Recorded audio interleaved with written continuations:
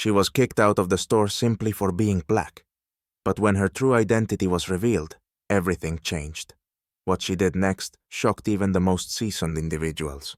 But let's start from the very beginning. Maria walked through the luxurious shopping mall, her dark curls cascading over her shoulders, her business suit elegantly hugging her figure. As the owner of her own brand, she was used to being the center of attention. But today, she was focused on just one store, the renowned luxury boutique. There had been rumors that their collections would be perfect for her next advertising campaign. She entered the store and immediately felt eyes on her. The air was filled with a mix of expensive scents and a subtle tension. When she approached the counter, the young male sales assistant, with pale features and a crisp white shirt, instantly noticed her. His gaze showed a hint of caution, but he didn't say a word, continuing to arrange items on the shelf. Maria picked out several items to try on. The dresses that caught her eye were exquisitely crafted, with rich detailing. But as soon as she made her way to the fitting room, the sales assistant abruptly approached her. "Excuse me, but I'm not sure this is the right place for you," he said with a slight smirk. Maria paused for a moment. Well, this is new, she thought to herself. This wasn't the first time her appearance had raised doubts, but she was used to it. "Excuse me, what?" She lifted her gaze and met his cold eyes. "I didn't quite understand." "Well," he glanced at her suit. "If you like, I could show you something more suitable. This place isn't for everyone." Her body tensed. Not for everyone? Maria asked herself, trying to hold back her emotions. Not for everyone? She could easily buy out the whole store, but she contained her anger. "Don't worry, I'll manage on my own," she replied calmly, though her voice carried an unmistakable firmness. As she walked toward the fitting room, the assistant continued to follow her. Stopping her at the door, he spoke again. "Unfortunately, there aren't many items here for people like you. Sorry, but we adhere to a particular standard." At that moment, she knew she wouldn't stay silent. This wasn't a coincidence. It was prejudice, and it started with this guy. His words were filled with condescension and hidden disdain. Maria slowly turned to face him, her expression showing neither anger nor surprise, but cold determination. "I've just selected a few items to try on, and now I'm going to try them on. And you, as I understand it, have just violated my rights. Call your manager." The young man hesitated, but under her steady gaze, he went to find the manager. Maria stood in the fitting room, trying not to let her emotions take over. This was a test. Her hand instinctively reached for her phone, and she started a live stream on Instagram. Time to show what real racism looks like, she thought. Soon, a light stir began in the store. News of the little incident she was part of spread quickly. But Maria wasn't just going to stay silent. She was ready to act. The assistant returned with the manager, who began explaining confidently that this was all just a misunderstanding. But Maria was no longer willing to yield. "No," she said calmly. "This is not a misunderstanding. This is systemic racism, and I'm going to fight it." When the manager approached Maria, his face was tense, but he tried to remain calm.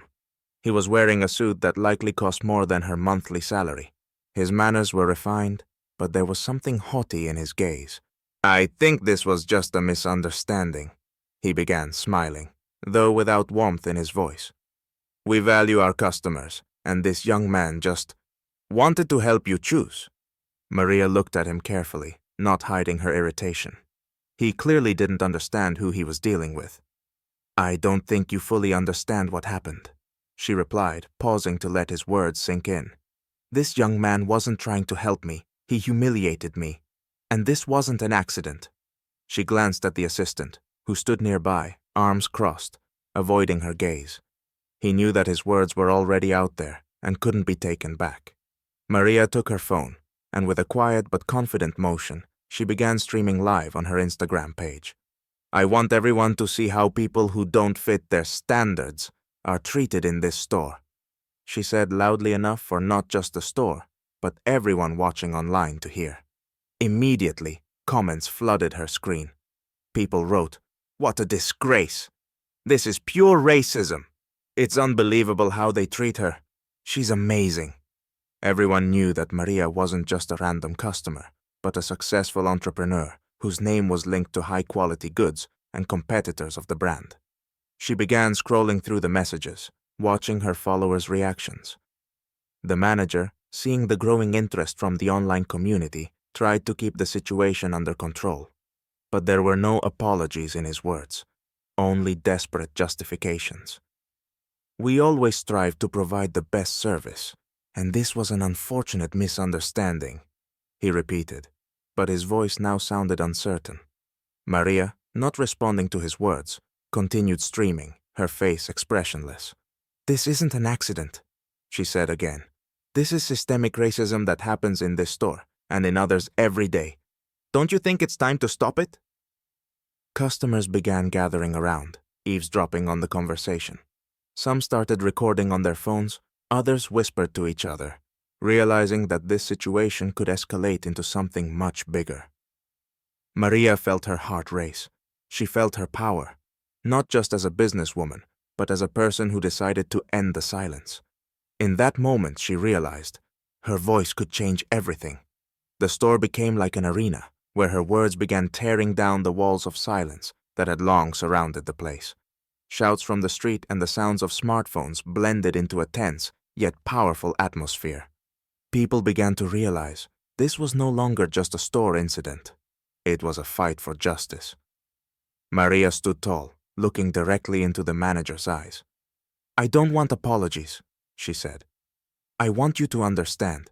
This isn't just about how I was treated. This is about the millions of people like me who face this every day, and we need to stop it." The manager, now clearly losing control, understood that his store was at the center of a scandal that would soon be covered in the media, and he didn't know what to do. "We've called the police," he said, his voice weak and nervous. "We'll have to deal with this legally." Maria smiled. This was her victory. She already knew that the police would be on their way soon. But now, it didn't matter what they said. The situation was in her control. Then her phone vibrated. Messages, likes, shares. Social media exploded. All she did was stand up for her rights. Minutes after Maria ended the live stream, her phone exploded with notifications. The video spread instantly, and comments flooded the screen. People were outraged, calling for action. She could feel the store's situation slipping out of their control. The manager, now desperate to calm the situation, no longer appeared confident. He repeated that the police had been called. "We'll deal with this legally," he said. Maria responded calmly. "I'm not afraid of the police. I'm afraid that you don't even realize what you're doing." Soon the police arrived. One officer, noticing the public attention, quickly understood the situation. He approached the manager. "This isn't just a misunderstanding. This is racism." The manager tried to justify himself, but his words were unconvincing. Maria added, "I came here as a customer, and I was kicked out because I didn't fit. This is racism." The officers exchanged glances. Support for Maria was growing on social media. People began recording the scene, commenting, supporting her fight. The manager, realizing the matter had become public, attempted to apologize, but it was too late. The police started an investigation, and the entire store witnessed how the situation was escalating to a new level. A few hours later, when the situation in the store had calmed down, the news about the incident began to spread rapidly. The media, social networks, and even local news channels were covering it.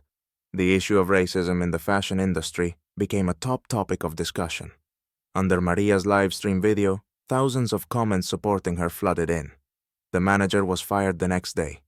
The store officially apologized, but the apology seemed weak and unconvincing in light of the growing public outrage. While Maria remained calm, her support online was growing. She received interview offers from major outlets and brands.